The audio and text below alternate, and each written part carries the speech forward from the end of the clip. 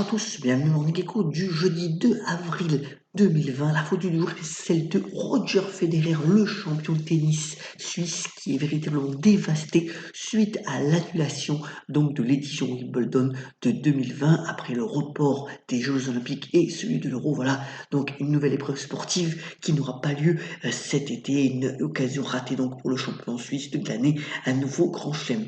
Bien entendu, prendre cette nouvelle avec beaucoup de recul et de lucidité que n'ont pas en ce moment les marchés qui sont plongés dans une incertitude forte. Vous voyez qu'on a eu des baisses entre 3 et 4% pour les principaux indices boursiers. Alors ce matin, un petit peu plus d'optimisme, en particulier sur le front du pétrole. Vous voyez que le crude rebondit légèrement de 4%. C'est dû au fait qu'il y a de nouvelles discussions entre l'Arabie Saoudite et la Russie pour tenter donc de trouver un plancher à ce prix du pétrole, sous l'égide bien entendu de Donald Trump, parce que à part les difficultés avec le coronavirus, ajouter à cela donc un krach pétrolier, ça fait trop pour l'économie américaine et pour son éventuelle réélection, donc il met une pression assez forte donc sur l'Arabie Saoudite et la Russie pour trouver une solution. Je vous ai mis le graphique de l'Eurostock 50, vous voyez qu'on a une baisse hier de plus de 3,8%. Est-ce que on va retoucher les points bas? Eh bien, le pétrole, le prix du pétrole est une des clés pour pouvoir scruter les marchés dans les prochains jours. Tout ceci dans un contexte où les économistes font aussi état de la situation. Vous voyez que sur le graphique de gauche, glané dans l'Express ce matin, les économistes de Goldman Sachs voient une récession pire qu'en 2008 et pour les scénarios de reprise, plusieurs possibilités sont évoquées. Une reprise en V, c'est-à-dire une reprise forte de l'activité, ou alors une reprise plus progressive, ce fameux swoosh cher à la marque Nike, donc qui pourrait être aussi privilégié. Réponse bien entendu dans les semaines à venir, mais voilà, ça va avoir une influence aussi bien entendu sur le comportement des indices boursiers et des autres agrégats financiers. Alors du point de vue donc du coronavirus, eh bien nous sommes à donc plus de 900 000 cas ce matin, 46 000 décès, malheureusement 4 032 en France. Vous voyez que une bonne nouvelle, c'est que apparemment l'épidémie ralentit en Italie avec le confinement.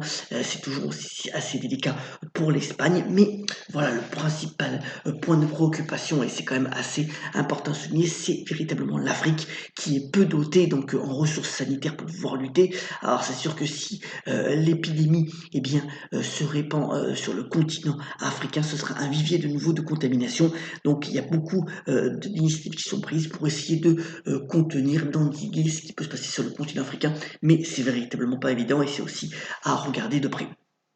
Alors, pas mal d'actualités d'entreprise intéressantes. D'abord, une superbe page dans les Échos ce matin concernant donc IBM, donc le titre étant l'éternel rebond. Vous savez que IBM, c'est une société qui a plus de 100 ans, qui est aujourd'hui moins représentée dans les grandes valeurs technologiques, mais qui tente véritablement, via notamment le rachat de Red Hat dans tout ce qui est logiciel libre, et d'imposer une nouvelle solution d'entreprise via le cloud hybride.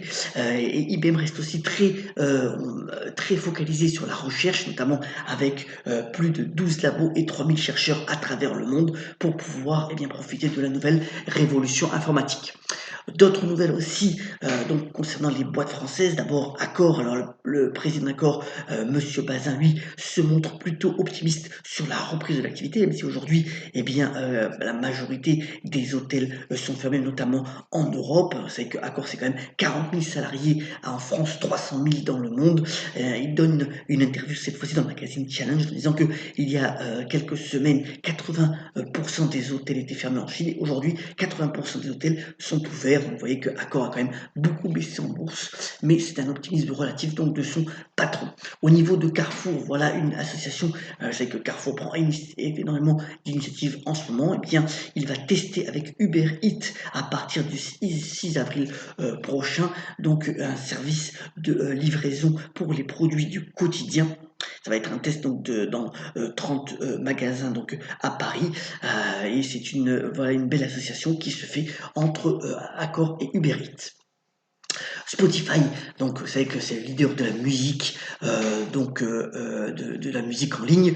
Eh bien, le groupe suédois vient de signer un accord assez intéressant donc avec Warner Music. Il était déjà donc en accord avec Sony Music. Voilà, il lui reste encore à signer un accord avec Universal, la filiale de Vivendi. Voilà donc un bel accord de distribution qui est finalisé. Vous voyez que Spotify a certes baissé dans cette séquence boursière, mais reste toujours privilégié par les analystes. Et puis Amazon, qui lui a bien résisté dans ce contexte-là, puisqu'il est en hausse depuis le début de l'année, l'action est en hausse depuis l'année, eh bien via sa filiale de vidéo en streaming, Prime Video, va pouvoir finalement payer moins de royalties en passant par l'App Store, et ça aussi c'est plutôt une bonne nouvelle donc pour le groupe dirigé par Jeff Bezos.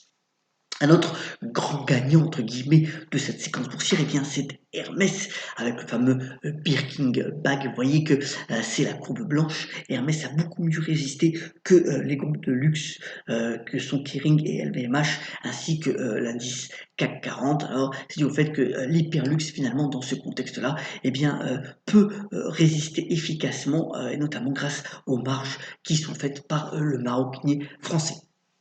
Autre nouvelle, voilà, le secteur des jeux vidéo alors explose en ce moment, les ventes de consoles et les ventes de jeux en ligne fonctionnent beaucoup. Et vous voyez que Ubisoft, le groupe français, a bien résisté. On est à plus de 9% de hausse depuis le début de l'année. Alors au niveau américain, si on prend par exemple Take-Two Interactive, on est à moins 5%. Donc voilà encore un secteur, le secteur du jeu vidéo, qui résiste bien dans le contexte actuel. Alors, puisque face au Covid-19, il faut beaucoup de solidarité, on parlait de l'Afrique tout à l'heure, on sait que Jack Ma, le patron d'Alibaba, est sur place pour pouvoir donc aider les Africains, et bien aussi les grands argent, les grandes fortunes mondiales, eh bien ont donné des sous. Vous voyez, c'est cet histogramme donné par Bloomberg ce matin, en disant que voilà, tous les grandes richesses, eh bien ont fait des donations assez significatives. Et d'ailleurs, Bill Gates a fait une interview assez intéressante, lui aussi se montrant assez optimiste sur l'issue de la crise du coronavirus, en pointant du doigt qu'une solidarité mondiale doit être mise en œuvre pour que la sortie soit efficace. Voilà donc pour l'essentiel de l'actualité. On termine selon Nico en citant le grand Serge Gainsbourg qui est né un 2 avril et qui a notamment déclaré: quand on n'a pas ce qu'on aime, il faut aimer ce qu'on a. Très bonne journée à tous, soyons solidaires, respectons bien entendu le confinement, on va arriver bien entendu, j'espère bientôt au bout, et on se retrouve demain pour un nouveau Mandomico. Très bonne journée à toutes et à tous.